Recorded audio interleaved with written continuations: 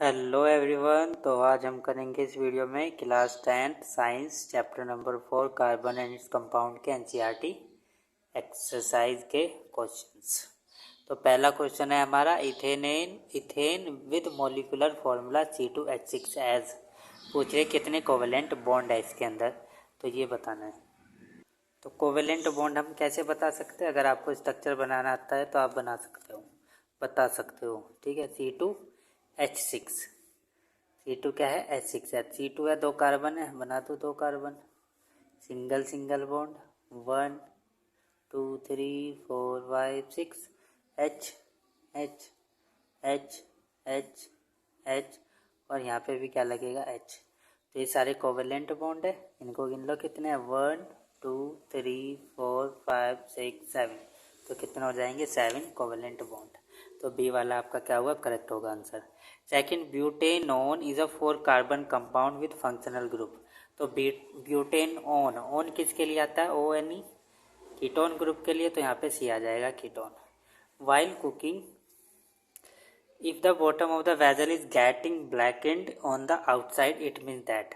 जब हम कुकिंग करते हैं तो जो हमारे वेजल्स है, जो बर्तन है हम जो यूज़ कर रहे हैं कुकिंग के लिए, उनके जो नीचे है जो तलिया है वो क्या हो जाती है? काली काली हो जाती है समटाइम, कभी कभी। ठीक है, तो क्या कारण है कि वहाँ पे क्या हो रहा है? इनकम्प्लीट कंबर्शन हो रहा है फ्यूल्स का। फ्यूल हमारा पूरा कम्प्लीटली क्या नहीं हो रहा है? बर्न नहीं हो रहा है। ठीक है, तो यहाँ पे क्या होगा? Fuel is not burn completely, कि जो फ्यूल है हमारा क्या नहीं हो रहा है?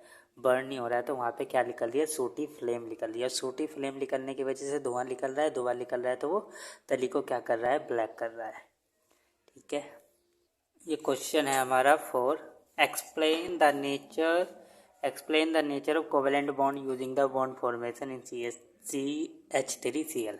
तो इसमें नेचर बताने हैं कोवेलेंट बॉन्ड के, जो बॉन्ड हमारे बन रहे से बनाने में CH3Cl को। तो क्या बनाना है? CH3Cl। तो कार्बन एक ही है, 1 2 3। H कितने हैं? 3 है। और क्लोरीन कितना है? 1 है। CH3Cl। तो जो ये वाले बॉन्ड है, ये वाले बॉन्ड तो हमारे क्या रहेंगे? कोवेलेंट बॉन्ड बोल लेंगे इनको। तो लेकिन यहाँ पे क्या हो गया? जो इलेक्ट्रोनेगेटिविटी है किसकी? क्लोरीन की, वो किससे? इससे कार्बन से ज़्यादा है। तो जो ये वाले शेयरिंग इलेक्ट्रॉन है, ये हमारे थोड़े से इधर को अट्रैक्ट हो जाएंगे, क्लोरीन की तरफ को हो जाएंगे अट्रैक्ट। ठीक है, अपनी तरफ को खींच लेगा क्योंकि इस इलेक्ट्रोनेगेटिविटी क्या है? ज़्यादा है।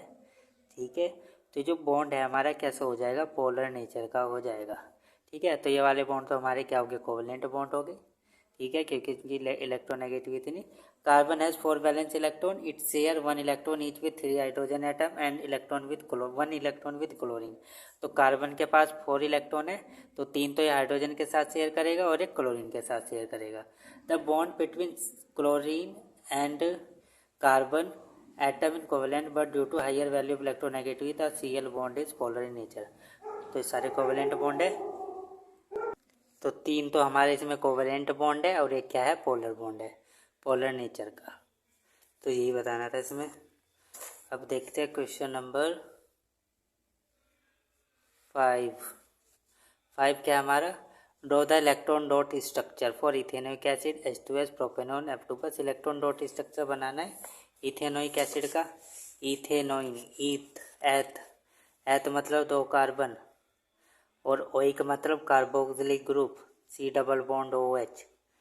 ठीक है, बस ये हो गया। ये बन गया हमारा किसका? इथेनोइक एसिड का। ये अभी अभी बनाया था शायद प्रीवियस वीडियो में। ठीक है, तो बन गया इथेनोइक एसिड का। अब दूसरा में क्या बनाना है? H2S का इलेक्ट्रॉन डॉट स्ट्रक्चर बनाना है। ये तो हमने ऐसे ही बना दिया। ठीक है, तो ये ऐसे यहाँ पे क्या लगेंगे? ऐसे आपको इलेक्ट्रॉन बनाने हैं। ठीक है, और फिर यहाँ पे ऐसे एक्स के हाइड्रोजन के हम एक्स से डिनोट करेंगे, कार्बन के डॉट से, और यहाँ पे डॉट, ये भी ऐसे ही बनाना है। ठीक है, इस पर होते 6 हमारे, तो वे 6 भी पूरे दिखाने हैं। ठीक है, यहाँ पे 1 आ जाएगा और ऐसे ही यहाँ पे दिखाना है। इसी तरह से बनेगा। ऐसे ही सल्फ़र H2S बनाना है। सल्फ़र के पास भी कितने होते हैं? 6। ठीक है, 1 2, 2 हाइड्रोजन है तो यहाँ पे आ जाएगा X, हाइड्रोजन X। ठीक है, इस तरह से ये बनेगा। ये ऐसे बॉन्ड बन जाएगा इसमें और इसमें। ठीक है, इस तरह से बनेगा। आप चाहे इसको ऐसे बना लो। है, ये ऐसे हो जाएगा और ये इस तरह से, ये भी ऐसे ही बनता है, ठीक है। पर ये थोड़ा कॉम्प्लिकेटेड सा बनेगा क्योंकि बड़ा है, तो आप इसको ऐसे भी बना सकते हो। सेकंड क्या है, प्रोपेनॉन।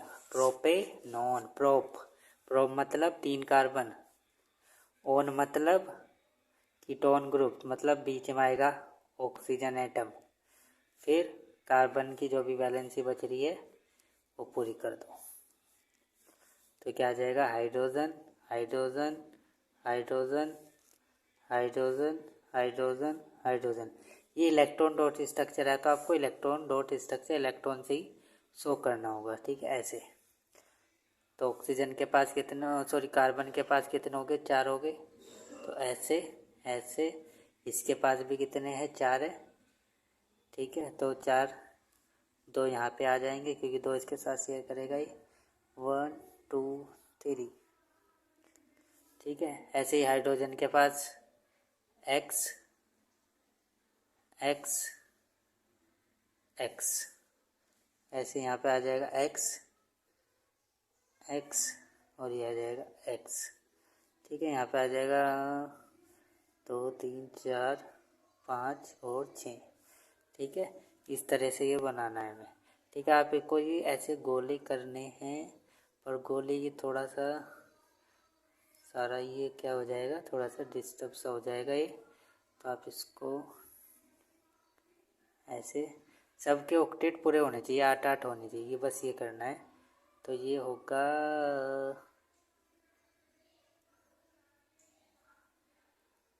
इस तरह से, ये बन गया हमारा। ऐसे ये बनेगा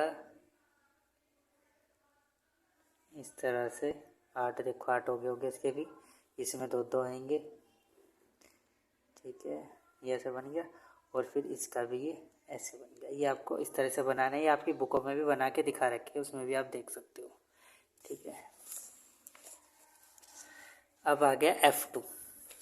F2 का स्ट्रक्चर बनाना है, तो ये आ गया F के लास्ट सेल में कितने होंगे, 7 इलेक्ट्रॉन होंगे, 1 2 3 4 5 1, ठीक है।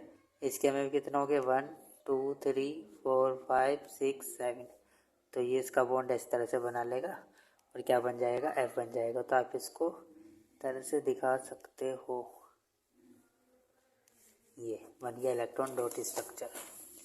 अब आ गया what is an homologous series, explain with an example. Homologous series हम किसे बोलते हैं, होमोलोगस सीरीज वो होगी the series in which homologous series is a series of carbon compound that have different number of carbon compound but contain the same functional group। कि वो carbon compound की वो चेन है, मतलब सीरीज है जिसमें क्या है, different number of carbon atom होंगे लेकिन सेम फंक्शनल ग्रुप होगा, तो उसे हम क्या बोलेंगे, होमोलोगस सीरीज, ठीक है। मतलब इस तरह से होगा ये, और ये वेरी भी करता है कि CH2 इसमें क्या होगा, डिफरेंस होगा, और 14 यूनिट का क्या होगा, मास का भी डिफरेंस होगा, मतलब CH2 इसमें ऐड होती रहेगी। जैसे कि CH4 है हमारा, फिर क्या आएगा, CH3 आएगा, CH3 आएगा, तो इसमें देखो एक कार्बन एक्स्ट्रा आ गया है और H2 आ गया है, आप गिन के देख सकते हो। फिर आएगा CH3 CH2 और फिर CH3, देखो ये आ गया है, ठीक है। तो इसमें क्या होगा, ये हमारी जो सीरीज बनेगी, एक तो उसमें क्या होना चाहिए, सेम फंक्शनल ग्रुप होगा और डिफरेंट कार्बन एटम हो सकते हैं, और वो डिफर करेगा बाय CH2 यूनिट से। एग्जाम्पल हम कुछ भी लिख सकते हैं, CH3 ऐसे भी लिख सकते हो आप एग्जाम्पल, CH3OH मिथेनॉल,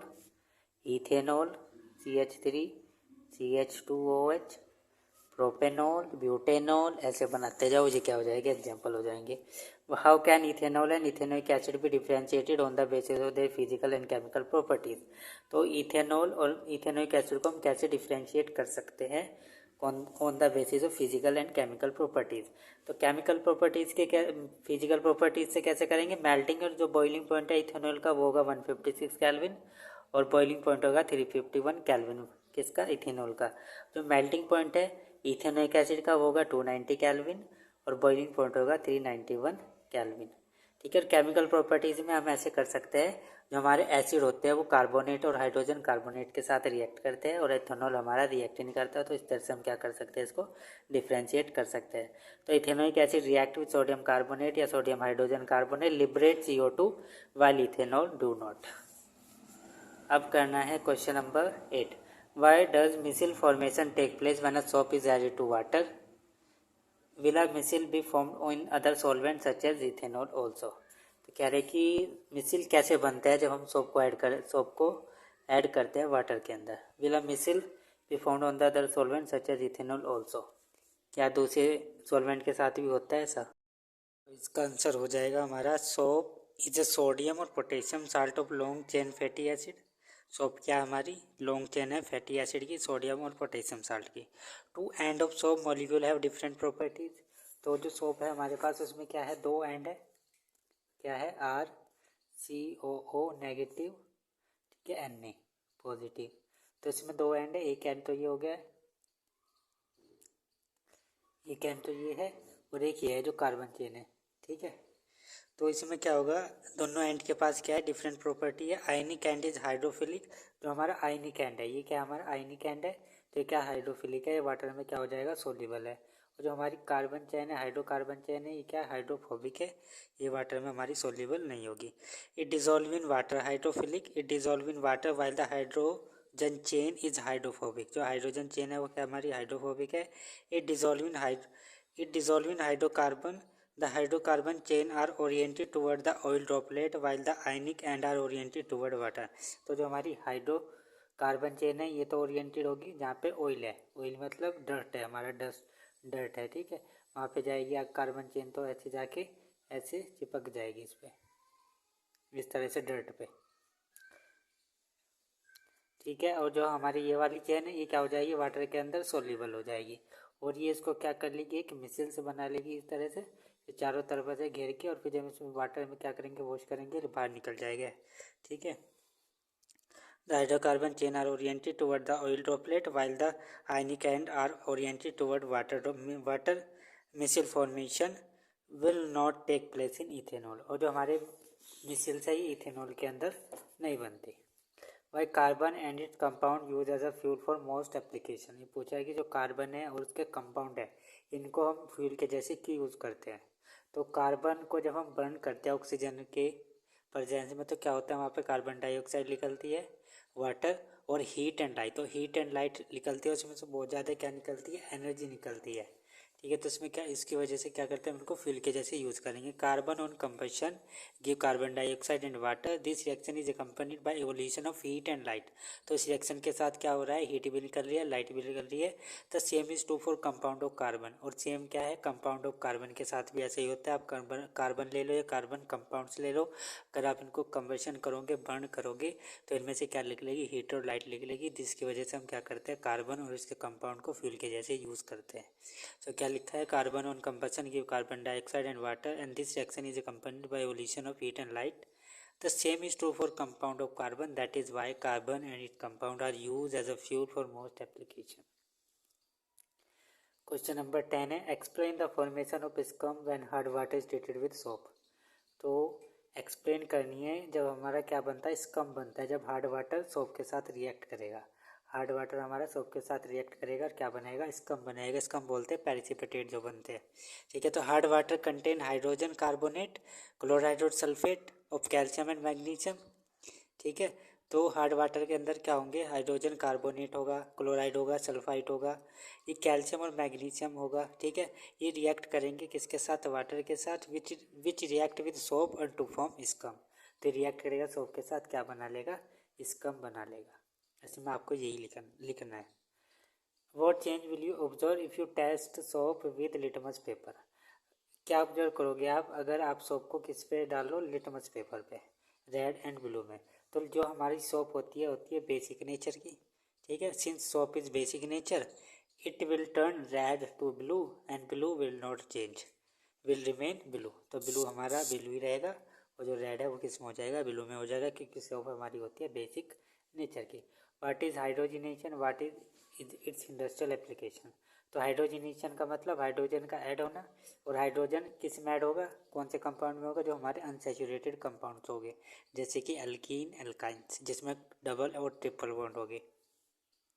तो hydrogenation is a chemical reaction between hydrogen and other compound in presence of catalyst. Hydrogenation is use mainly to reduce saturated hydrocarbon to reduce unsaturated hydrocarbon. Hydrogenation is an addition reaction. Hydrogenation क्या है, एक addition reaction है और इसमें add होता है hydrogen, ठीक है। When ethane is heated with catalyst nickel it is reduce to ethane. तो इसमें क्या होगा, जब हम इथीन को किसके प्रेजेंस में, निकल के प्रेजेंस में हीट करेंगे तो उसमें से क्या होगा, वाटर मॉलिक्यूल निकलेगा और क्या बन जाएगा, इथेन बन जाएगा, ठीक है, हाइड्रोजन ऐड हो जाएगा। इसका इंडस्ट्रियल एप्लीकेशन हो जाएगा, hydrogenation is use to convert alkene to alkanes, कि हाइड्रोजनेशन को हम यूज़ करते हैं कन्वर्ट करने के लिए एल्कीन से एल्केन्स में। It is also use to prepare vegetable ghee from vegetable oil, और इसको हम ऐसे भी यूज़ कर सकते हैं वेजिटेबल घी बनाने के लिए भी, किस में से, वेजिटेबल ऑयल्स में से। तो question number 30, which of the following hydrocarbon undergo addition reaction, इनमें से कौन सा कंपाउंड हमारा हाइड्रो एडिशन रिएक्शन दिखाएगा। तो एडिशन रिएक्शन कौन से दिखाते हैं, जो अनसैचुरेटेड कंपाउंड हो गए। अनसैचुरेटेड कंपाउंड कौन से हो गए, जो एल्कीन्स और एल्काइन हो गए। तो यहाँ पे देखो एल्कीन्स और एल्काइन का जनरल फॉर्मूला क्या होता है, CnH2n। ये तो हो गए हमारे एल्कीन्स, ठीक है। और एल्काइन क्या होगा, Cn, और कितना हो जाएगा, Hn। तो देखो इसमें कौन सा लग रहा है आपको ऐसा, और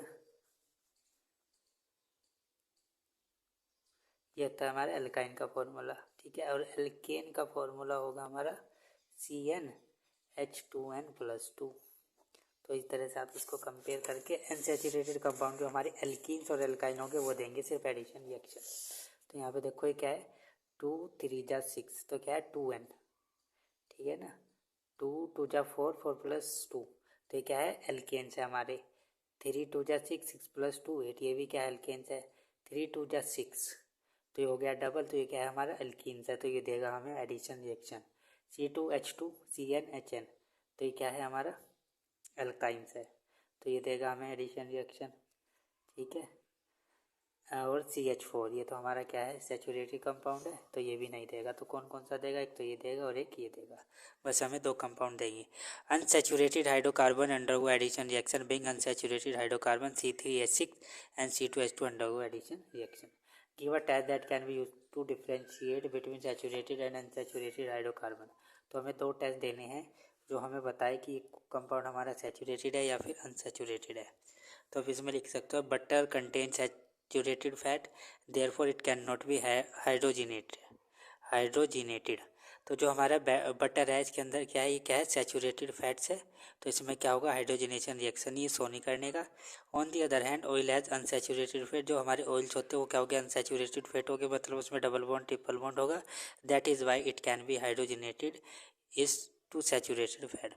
तो उसको हम हाइड्रोजनेटेड करके क्या बना सकते हैं, सैचुरेटेड फैट। तो आप इसमें 2 लिख सकते हो test.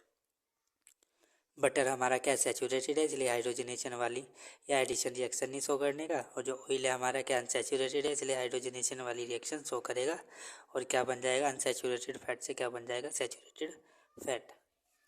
Explain the mechanism of the cleaning action of soap. अब हमें बताना है मैकेनिज्म, जब सोप हमारी क्या कर रही है, क्लीनिंग एक्शन कर रही है, क्लीनिंग एक्शन ऑफ सोप को क्या करना है, मैकेनिज्म को हमें एक्सप्लेन कर रहा है। तो इसमें क्या हुआ था, dirt present in cloth in organic in nature. तो जो डर्ट हमारा प्रेजेंट होगा कपड़ों के अंदर, क्लोथ्स के अंदर, वो क्या होगा, ऑर्गेनिक नेचर का होगा। एंड इनसॉल्युबल इन वाटर, और हमारा इनसॉल्युबल होगा वाटर के अंदर। Therefore it can not be remove by only washing with water. तो हम इसको सिंपल वाटर में वॉश करके रिमूव नहीं कर सकते जो भी डर्ट है, तो उसमें हमें क्या करना पड़ेगा, सोप को डिजोल्व करना पड़ेगा। When soap is dissolve in water, जब हम सोप को डिजोल्व करेंगे वाटर के अंदर, it hydrophobic end attach themselves to the dirt. तो जो उसका हाइड्रोफोबिक एंड है वो किससे अटैच हो जाएगा, डर्ट से अटैच हो जाएगा। And remove it from the cloth, और उसको किससे रिमूव कर देगा, उसको क्लॉथ से रिमूव कर देगा, क्योंकि डर्ट क्या करेगा, उससे चिपक जाएगा। और जो हाइड्रोफोबिक पार्ट है वो डर्ट से चिपकेगा, उसको चिपक के और उससे कपड़ों से क्या कर लेगा, बाहर निकाल लेगा उसको, और क्या बना लेगा, मिसिल्स बना लेगा। और मिसिल्स को फिर हम क्या करेंगे, एजिटेट करेंगे, रगड़ेंगे और उसको वाटर से क्लीन करके बाहर निकाल देंगे। The molecule of soap arrange themselves is micelle formation. और क्या होगा, जब मॉलिक्यूल से सोप के वो अरेंज कर लेंगे अपने आप को और मिसिल फॉर्मेशन कर लेंगे। And trap the dirt at the centre of the cluster. और एक क्लस्टर बनाएंगे और उसमें क्या कर लेंगे, इसको ट्रैप कर लेंगे।